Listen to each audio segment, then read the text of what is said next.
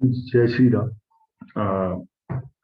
Anyone can learn astrology वाली series को हम लोग आगे बढ़ाते हुए ये वीडियो में आप लोगों के समक्ष डाल रहा हूं। और क्योंकि हम लोगों के लास्ट लेक्चर में because of some technical issues हमारी वीडियो जो है वो बीच में एंड हो गई थी, तो उसी सीरीज को हम थोड़ा आगे बढ़ाएंगे आज के लेक्चर में। बट लेक्चर से पहले मैं आपके दो तीन सवालों के जवाब देना चाहूंगा, बिकॉज बहुत से लोगों ने कमेंट्स के रूप में या जिस समय हम लोग ये लेक्चर ले रहे थे उस समय बहुत से लोगों ने कुछ बहुत ही कॉमन क्वेश्चंस मेरे सामने डाले, और उन्हीं को लेकर मैं आज आप लोगों को पहले उनका एक क्लैरिटी दूंगा एंड देन हम अपना सीरीज को आगे बढ़ाएंगे। और जैसा कि आप सब लोग जानते हैं कि ट्यूसडे टू ट्यूसडे हम उस सीरीज को कंटिन्यू रखेंगे। ट्यूसडे रात 9 बजे एवरी ट्यूसडे आप लोगों का क्लास रहेगा। बट ये क्योंकि हमारा वीडियो जो है वो कंटिन्यूशन में नहीं था, उसीलिए ये वीडियो मैं आप लोगों के लिए पोस्ट कर रहा हूँ। तो सबसे पहला प्रश्न तो जो आप लोगों ने काफी दफा पूछा वो इस चीज को लेकर है कि कौन सी पद्धति या कौन सी ब्रांच ऑफ एस्ट्रोलॉजी जो है वो ज्यादा एक्यूरेटली काम करती है। क्योंकि यहाँ पर हम पराशरी पढ़ रहे हैं, आप लोगों ने केपी के वीडियोस भी देखे। केपी के वीडियोस में आपने भाव चलित चार्ट भी कंसिडर किया। भाव चलित चार्ट में आपने देखा कि भाव चलित चार्ट भी बहुत एक्यूरेटली काम कर रहा है। तो देखिए, मैं आपको बताना चाहूंगा कि भाव चलित चार्ट और लग्न चार्ट ये दोनों ही अपने आप में एक्यूरेट है, और जो पद्धति की आप बात करते हैं वो पद्धति भी दोनों ही आपको बहुत अच्छा आंसर करती हैं। और अगर इन दोनों पद्धतियों में आपने सामंजस्य बिठाना है तो आपको पहले दो चीजों को समझना होगा। पहला तो ये कि भाव चार्ट जो हम बोलते हैं या केपी चार्ट जिसको हम बोलते हैं, वो प्लैनेट की भाव की पोजीशन दिखाता है कि प्लैनेट एक्चुअली कौन से भाव में प्लेस्ड है। और जो आपका लग्न चार्ट है वो सिर्फ प्लैनेट की प्लेसमेंट ही नहीं दिखाता, प्लैनेट के एस्पेक्ट्स, प्लैनेट के कंजंक्शंस भी दिखाता है। और केपी एस्ट्रोलॉजी में भी स्वर्गीय श्री के.एस. कृष्णमूर्ति जी ने एक बात बहुत साफ साफ कही है कि अगर आपने एस्पेक्ट और कंजंक्शन को स्टडी करना है तो एस्पेक्ट और कंजंक्शन को स्टडी करने के लिए आपको लग्न चार्ट ही रेफर करना पड़ेगा। दूसरा, उन्होंने ये भी कहा है कि भाव चार्ट में जो है वो सिर्फ प्लैनेट की भाव प्लेसमेंट यानी कि हाउस की प्लेसमेंट वहां पर दिखेगी और हाउस डिवीजन वहां दिखेगा। अगर आप राशि की बात करेंगे तो प्लैनेटरी राशि सदैव वही रहेगी जो उसके लग्न चार्ट में है। अर्थात कोई प्लैनेट यदि वृषभ राशि में है और वो आपको भाव चार्ट के अंदर मेष राशि में दिखता है तो उसकी जो राशि है वो हमेशा वृषभ राशि ही काउंट होगी। मतलब ये प्लैनेट जो है ये कभी भी मूवेबल साइन में काउंट नहीं होगा, ये हमेशा फिक्स साइन में काउंट किया जाएगा। तो सबसे पहला तो ये चीज मैंने आप लोगों को क्लियर की। दूसरा, आप लोगों ने पूछा एक्यूरेसी की बात। तो जहां तक एक्यूरेसी की बात है, तो क्योंकि हम लोग केपी एस्ट्रोलॉजी के अंदर प्लैनेट, नक्षत्र और सब लॉर्ड इनकी एक स्ट्रिंग बनाकर आगे बढ़ते हैं, इनकी एक स्ट्रिंग बनाकर काम करते हैं। वहीं पराशरी ज्योतिष में हम सबसे पहले जो दशा की स्टडी करते हैं वो लग्न चार्ट से करते हैं, और जब हमें और सूक्ष्म रूप में किसी भी इवेंट को जानना होता है तो उसके लिए हम वर्ग कुंडली को एनालाइज करते हैं, वर्ग कुंडली का सहारा लेते हैं।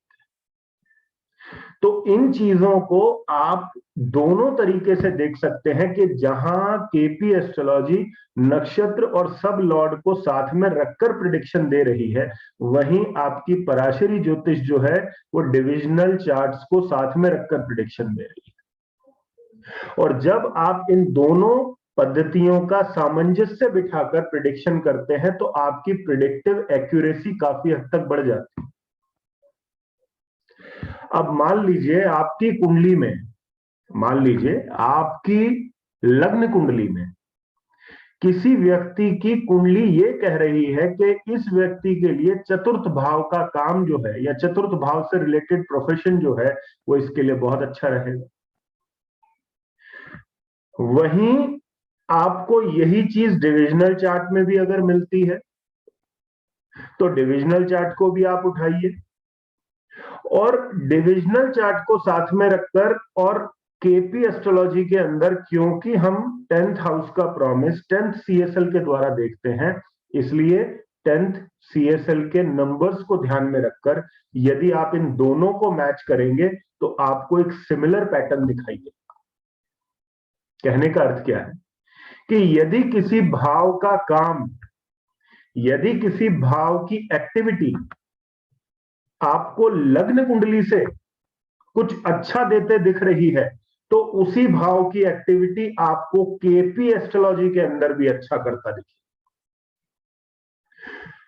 जो लोग ये सोचते हैं कि पराशरी अलग चली जाएगी या केपी कुछ अलग कह देगी, ऐसा कुछ भी नहीं है। ये दोनों विद्याएं आपको एक ही जगह पॉइंट करेंगी। सिर्फ हमें उस सामंजस्य को पकड़ना है जो इन दोनों ही पद्धतियों को एक तरफ केंद्रित किए हुए है। मतलब कि अगर किसी के भाव में चतुर्थ भाव के द्वारा धनार्जन लिखा है, अगर किसी की लग्न कुंडली चौथे घर के कारक तत्वों के द्वारा या उसकी सिग्निफिकेशंस के द्वारा आपको धन देती दिखाई दे रही है तो इसी चीज को आप केपी एस्ट्रोलॉजी में सेकंड कस्पल सबलॉर्ड या फोर्थ कस्पल सबलॉर्ड से देख सकते हैं। अगर सेकंड सीएसएल आपको फोर्थ हाउस दिखा रहा है या फोर्थ सीएसएल आपको सेकंड हाउस दिखा रहा है तो यह भी इस बात को इशारा कर रहा है कि इस व्यक्ति को चतुर्थ भाव की चीजों के द्वारा धन की प्राप्ति हुई। तो सबसे पहले अपने दिमाग से ये चीज निकाल दीजिए कि भाव चार्ट करेक्ट है या ये करेक्ट है। जिस प्रकार हम पराशरी ज्योतिष में या लग्न कुंडली में किसी भी भाव को रेफरेंस मानकर पढ़ते हैं, क्योंकि हम फर्स्ट हाउस पढ़ रहे थे, आप सब लोगों ने फर्स्ट हाउस का स्टडी भी किया, अपनी अपनी कुंडलियों में लगाया भी, कुछ और एग्जांपल्स भी मैं यहां पर आप लोगों के साथ में शेयर करूंगा।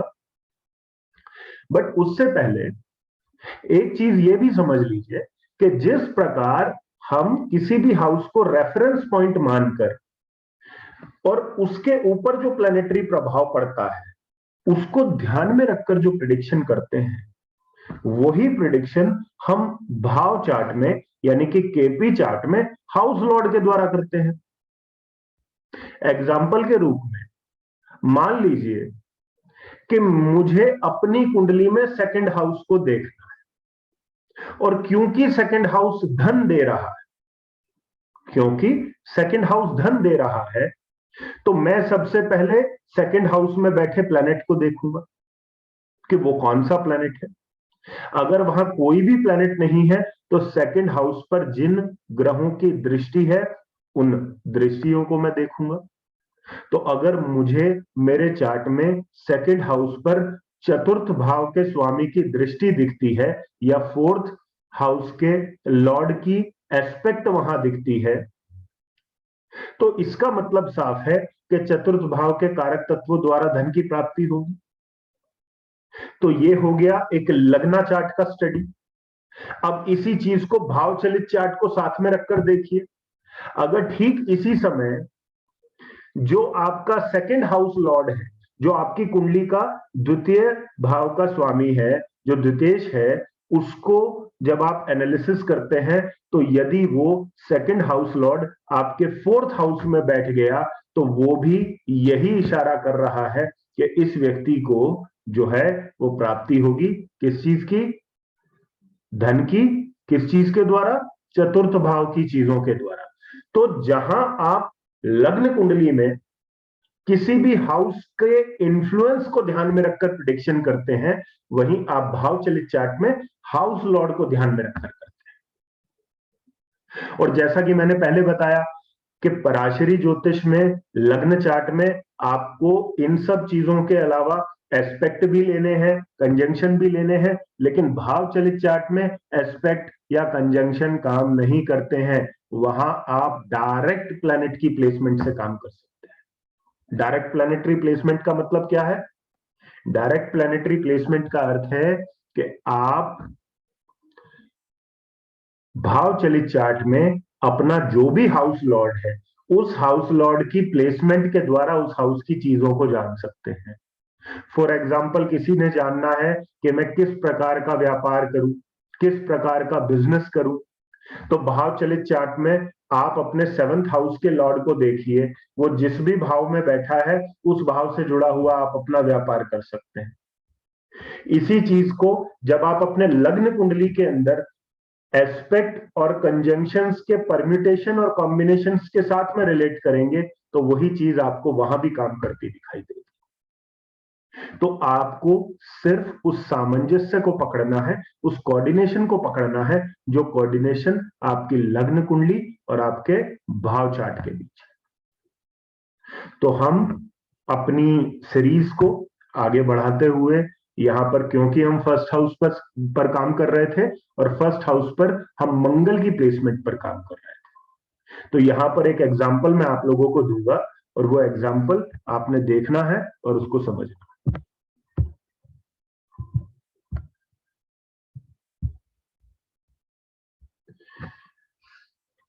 जैसा कि आप लोगों ने देखा था कि किसी भी हाउस पर सबसे पहले उस प्लैनेट की जो है कंट्रोल रहेगा, जो वहां बैठा है। अगर वहां कोई भी नहीं बैठा तो आपने उस प्लैनेट को देखना है। जब भी आप दृष्टि की बात करते हैं, एस्पेक्ट की बात करते हैं, तो एक बात का खास ध्यान रखिएगा। आपकी कुंडली में 3 ग्रह ऐसे हैं जिनके एस्पेक्ट को स्टडी करना बेहद जरूरी है, क्योंकि बाकी जितने भी ग्रह हैं वो कहीं ना कहीं अपने से 7वें घर को ही एस्पेक्ट देंगे। जैसा कि आप इस कुंडली में देख पा रहे हैं, अष्टम भाव में 3 ग्रह, बृहस्पति, बुध और सूर्य, और ये तीनों ग्रह जो हैं एस्पेक्ट दे रहे हैं सेकंड हाउस को, दूसरे घर को। लेकिन इन तीनों ग्रहों में एक ग्रह ऐसा भी है जो सेकंड हाउस के अलावा 12th हाउस को भी एस्पेक्ट कर रहा है, 4th हाउस को भी एस्पेक्ट कर रहा है। वो कौन है? वो बृहस्पति है। इसलिए जब भी आप अपनी कुंडली को स्टडी करेंगे, उस समय आप 3 प्लैनेट्स पर मुख्य रूप से अपना विचार करेंगे। वो प्लैनेट है शनि, वो प्लैनेट है मंगल, वो प्लैनेट है बृहस्पति। बिकॉज ये वो प्लैनेट है जिनको पराशर जी ने खास दृष्टियां प्रदान की, इनको स्पेशल बनाया है बेसिकली। तो एग्जाम्पल के लिए यहां एजम्पशन लेते हैं हम लोग, क्योंकि हम यहां पर ऑलरेडी केतु है। लेकिन अगर मान लीजिए इस फर्स्ट हाउस में केतु नहीं है और मंगल आपका 10th हाउस में है, और क्योंकि हम बेनेफिक और मैलेफिक प्लैनेट्स की बात कर रहे थे, तो जैसे मैंने आपको बताया कि मैलेफिक प्लैनेट का जो काम होता है वो आपके जीवन में थोड़ा संघर्ष ऐड करना होता है, एक प्रकार की अनकंफर्टेबिलिटी ऐड करना होता है। तो ऐसे में हम ये कहेंगे कि इस व्यक्ति के ऊपर काम का एक प्रेशर रहेगा, ये व्यक्ति के ऊपर काम का एक प्रेशर रहेगा अपने वर्क एरिया में। जब ये व्यक्ति अपने प्रोफेशन में, जब ये व्यक्ति काम करेगा, कार्य करेगा, तो इसके ऊपर एक प्रेशर रहेगा, और उस प्रेशर के चलते ये गुस्से में भी आएगा, इसके कॉन्फ्लिक्ट भी होंगे, इसके झगड़े भी होंगे। अब वो प्रेशर किन चीजों से जुड़ा हुआ होगा, ये चीज हमें मंगल की प्लेसमेंट और मंगल के जो हाउसेस हैं जिनको मंगल रूल कर रहा है उससे पता चलेगा। अब यहां मंगल जो है वो 10th हाउस में बैठा है, मतलब वो जो प्रेशर होगा वो काम काम से संबंधित होगा। लेकिन यही मंगल 4th हाउस को भी रूल कर रहा है, तो कहीं ना कहीं ये व्यक्ति अपने डोमेस्टिक एटमॉस्फेयर को लेकर भी प्रेशर में होगा, और उसके चलते भी कई दफा ये एंगर, कॉन्फ्लिक्ट या फाइट की सिचुएशन में आ जाएगा।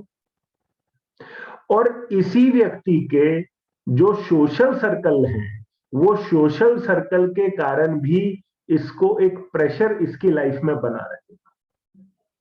ये स्टैटिक प्रॉमिस की बात हो रही है, यानी कि जब आप बर्थ चार्ट को रीड करते हैं तब आपने मेलेफिक बेनिफिक को कैसे रीड करना है। मान लीजिए यहीं पर हम इस कुंडली को, इसी कुंडली को हम मान लीजिए मिथुन लगन का मान लेते हैं, और मिथुन लगन में हम शनि को चतुर्थ भाव में ले लेते हैं। तो चतुर्थ भाव में शनि आ गया। अब चतुर्थ भाव में शनि आने से उसका 10th एस्पेक्ट जो है, जो दशम दृष्टि है, वो लग्न पर पड़ेगा। अब यदि यहां लग्न में ऑलरेडी एक कोई प्लैनेट है तो आप उस प्लैनेट को ही स्टडी करेंगे, लेकिन अगर यहां कोई प्लैनेट मौजूद नहीं है तो उस केस में आपको सैटर्न को खास स्टडी करना होगा। तो सैटर्न, क्योंकि यहां 4th हाउस में बैठा है, सैटर्न रिस्पॉन्सिबिलिटीज का कारक है, सैटर्न पेन और ग्रीफ का कारक है। तो यहां हम ये कहेंगे कि इस व्यक्ति के ऊपर अपनी फैमिली की रिस्पॉन्सिबिलिटी बहुत ज्यादा रहेगी, जिसके कारण ये व्यक्ति अपने जीवन में एक प्रेशर फील करेगा। और ये रिस्पॉन्सिबिलिटी जो है वो सिर्फ घर की ही नहीं होगी, वो पिता से जुड़ी हुई भी होगी। वो जो इसके जीवन में अचानक जो घटनाएं हो रही हैं, जो घटित हो रहा है, क्योंकि वो हम अष्टम भाव से देखते हैं और क्योंकि यहां शनि 8th और 9th लॉर्ड दोनों बना हुआ है, इसके कारण ये व्यक्ति प्रेशर में रहेगा। इस व्यक्ति को आइडियलिज्म फॉलो करना पड़ेगा, क्योंकि 9th हाउस जो है वो आइडियलिज्म का है, वो राइचियसनेस का भी है। तो इस व्यक्ति के ऊपर ये भी प्रेशर रहेगा कि मेरे को ऐसा नहीं करना है, मेरे को सही तरीके से बिहेव करना है, मुझे कोई गलती नहीं करनी है। तो उन सब चीजों को लेकर भी ये प्रेशराइज्ड रहे। तो ये दो प्लैनेट ऐसे हैं, शनि और मंगल, इनकी दृष्टि जहां पड़ेगी तो शनि की दृष्टि क्या करेगी? शनि की दृष्टि जिन भावों पर पड़ेगी उन भावों के अंदर आपकी रिस्पॉन्सिबिलिटीज को बढ़ा देगी, उन भावों के प्रति आपके एफर्ट्स को बढ़ा देगी, आपकी मेहनत को बढ़ा देगी, आपके डिसिप्लिन को बढ़ा देगी। और यदि आप उन भावों के प्रति मेहनत नहीं करते हैं, डिसिप्लिन्ड नहीं रहते हैं, तो यही सैटर्न आपके दुखों का कारक बन जाएगा। सैटर्न किसी भी व्यक्ति को यह नहीं कहता है कि मैं दुख ही दूंगा, लेकिन यदि आप सैटर्न की सिग्निफिकेशंस को अपने जीवन में नहीं लाते हैं तो यही सैटर्न फिर आपको दंडित करना शुरू कर देता है। वही चीज मंगल पर है कि मंगल क्या है? मंगल एक्शन का कारक है, मंगल ऊर्जा का कारक है।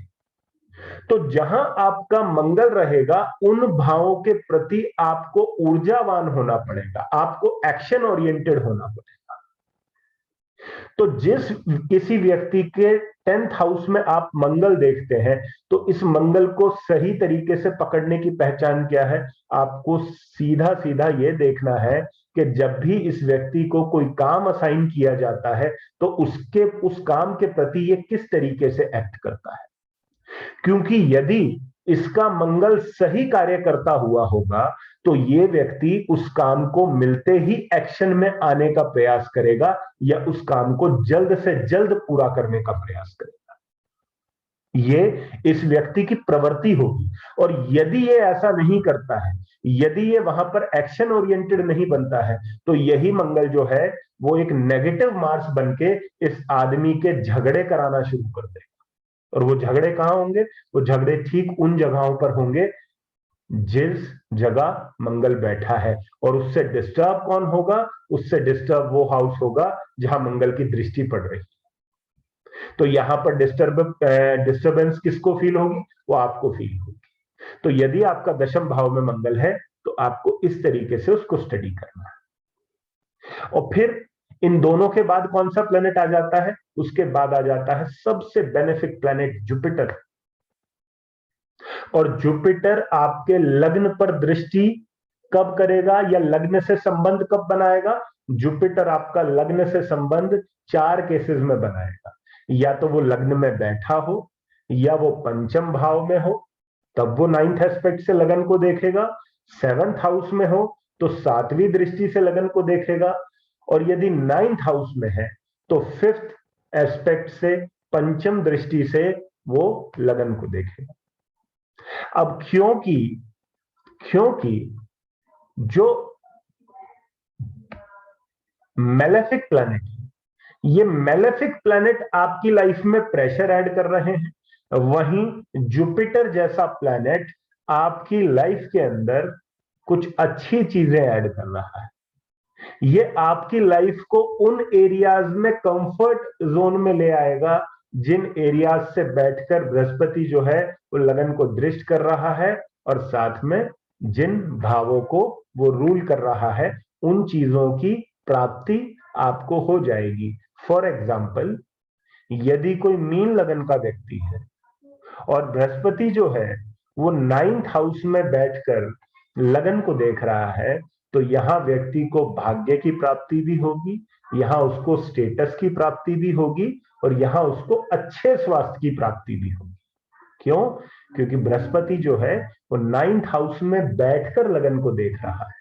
और क्योंकि मैंने आपको पहले ही कहा है कि आपके लगन में जब कोई भी ग्रह नहीं होगा, उस समय जब आप अपने लगन को स्टडी करेंगे या फर्स्ट हाउस को स्टडी करेंगे, तो उस समय सबसे पहले आपने किस चीज पर नजर डालनी है कि वहां कोई ग्रह बैठा है या नहीं बैठा। अगर कोई ग्रह नहीं बैठा है तो जो ग्रह उस हाउस को दृष्ट कर रहे हैं आपको उन पर फोकस करना है। और ये प्लैनेट जो वहां दृष्टि डाल रहे हैं,